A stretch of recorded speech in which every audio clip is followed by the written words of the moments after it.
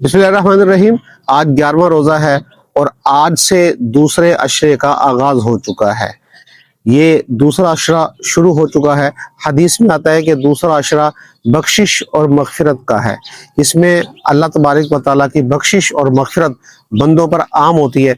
वैसे तो पूरे रमज़ान में अल्लाह गुनाहगारों को बख्शते हैं, लेकिन इस अशरे में ख़ास तौर पर अपने बंदों पर नज़र होती है और उनकी बख्शिश फरमाते हैं। इसीलिए इस अशरे में ज़्यादा से ज़्यादा अल्लाह से बख्शिश मांगनी चाहिए और बख्शिश की दुआ अस्तग़फिरुल्लाह रब्बी मिन कुल्लि ज़ंबि व अतूबु इलैह, कि अपने गुनाहों का एतराफ़ करे इंसान और गुनाहों का एतराफ़ करके अल्लाह से दुआ मांगे कि मेरे मालिक, मैं बड़ा गुनाहगार हूँ, मेरे गुनाहों को मुआफ़ फरमा दे। और अगर अल्लाह ने दुआ कबूल कर ली तो इंसान के सारे गुनाह जो मुआफ़ हो जाते हैं। और इस्तग़फ़ार ये ऐसी दुआ है कि ये कबूल हो जाए तो अल्लाह इंसान की ज़िंदगी के साबका ज़िंदगी के सारे गुनाहों को मुआफ़ कर देते हैं। और बाज़ औक़ात अल्लाह की रहमत इतने जोश में आती है कि उन गुनाहों को नेकियों में बदल देता है। तो ये दूसरा अशरा आज इसका पहला दिन है।